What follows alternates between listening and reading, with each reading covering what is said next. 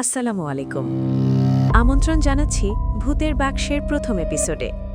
আপনাদের সাথে আছি আমি নীতি। এখন থেকে সাপ্তাহিকভাবে ছোট বড় বিভিন্ন ধরনের ভূতের গল্প এই চ্যানেলে পোস্ট করা হবে। আমাদের এই ছোট্ট চ্যানেলটিতে সাবস্ক্রাইব করে আমাদের পাশে থাকবেন প্লিজ।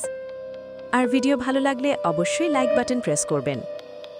আজকে আমাদের আয়োজনে রয়েছে শ্মশান পথের শেষ বাস নামক একটি ছোট গল্প।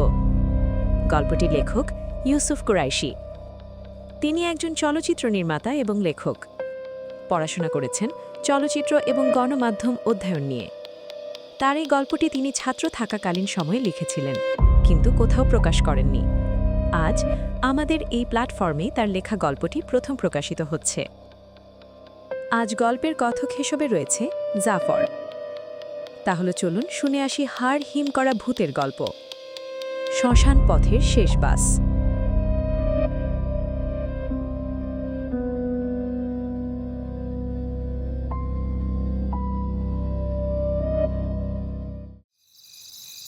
ময়মনসিংহের হালুয়াঘাটের দিকে একটি পুরনো সড়ক আছে, লোকেরা যাকে বলে শ্মশান পথ।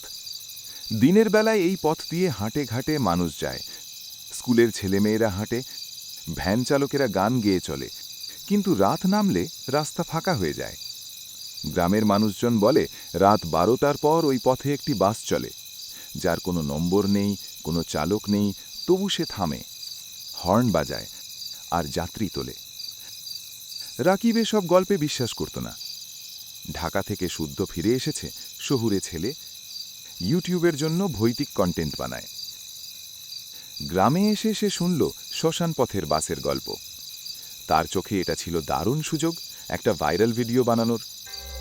রাত 11:30টায় ক্যামেরা, ট্রাইপড আর টর্চ নিয়ে সে বেরোল। আকাশে চাঁদ ছিল না, কেবল ধোঁয়াটে কুয়াশা। দূরের বাস ছাড়ে বাতাস ঢুকলে এক অদ্ভুত শোঁ শোঁ শব্দ হচ্ছিল।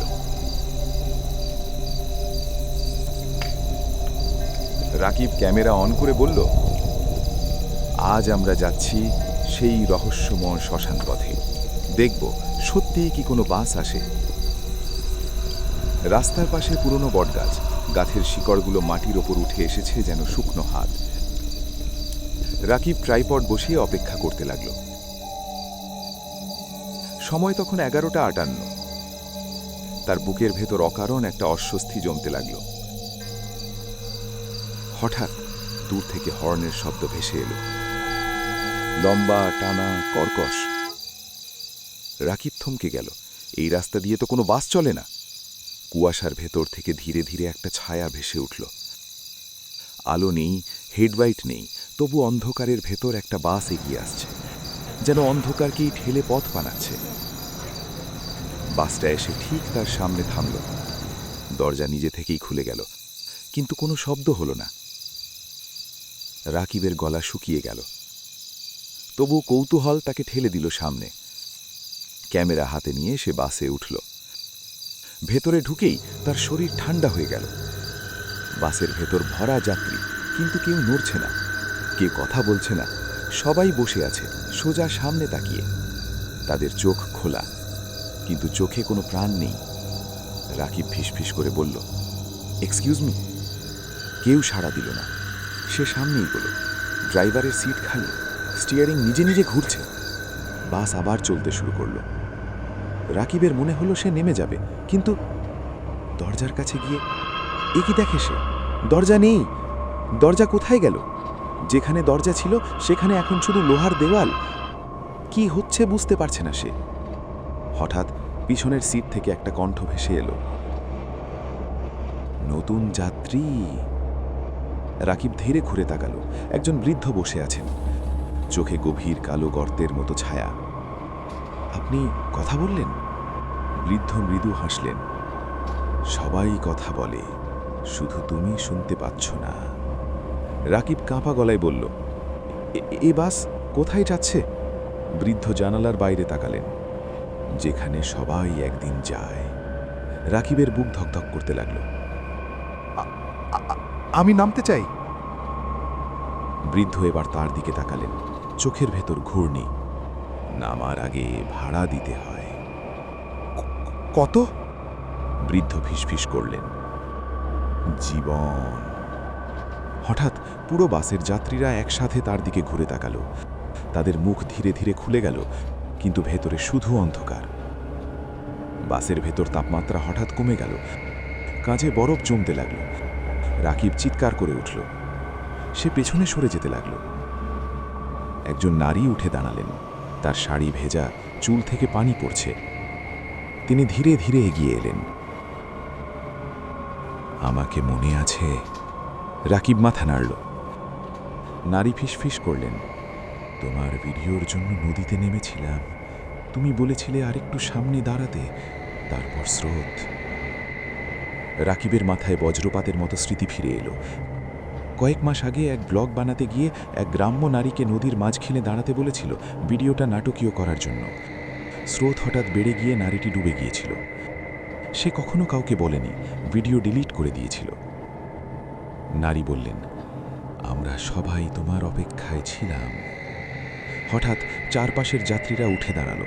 কেউ আগুনে পোড়া, কেউ রক্তাক্ত, কেউ পানিতে ফুলে ওঠা। রাকিব চিৎকার করে উঠল, আমাকে নামতে দাও। বৃদ্ধ শান্ত গলায় বললেন, শেষ স্টপ এসে গেছে। বাস হঠাৎ থেমে গেল। সামনে দরজা খুলে গেল।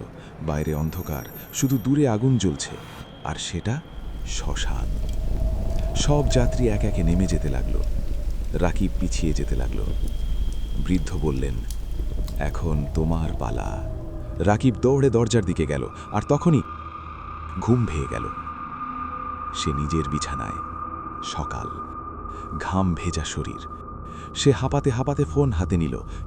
ইউটিউব খুলল। নিজের চ্যানেল থেকে নোটিফিকেশন এসেছিল। ইউটিউব খুলে দেখে নিজের চ্যানেলে নতুন আপলোডেড ভিডিও। কিন্তু সে তো ভিডিও আপলোড করেনি, তাহলে ভিডিও আসলো কিভাবে? ভিডিও দেখতে শুরু করে সে। শ্মশান পথের শেষ বাস, রিয়েল ফুটেজ।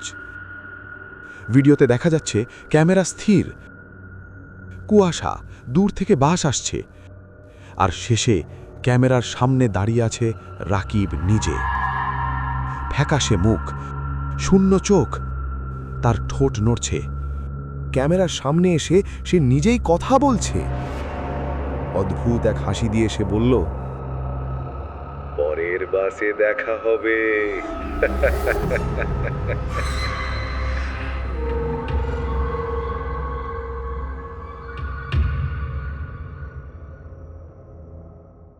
সুপ্রিয় শ্রোতামণ্ডলী, এই ছিল ভূতের বাক্সের প্রথম এপিসোডের আয়োজন। গল্পটি কেমন লাগলো তা অবশ্যই কমেন্ট বক্সে জানাবেন। আর প্লিজ সবাই চ্যানেলটিতে সাবস্ক্রাইব করে যাবেন। আপনাদের কাছে থাকা এরকম ভূতের ঘটনা পাঠাতে পারেন আমাদের মেলে। সেরা বাছাই করা গল্পসমূহ আমরা প্রকাশ করব আমাদের চ্যানেলে। আজকের মতো এখানেই বিদায় নিচ্ছি। সবাই ভালো থাকবেন।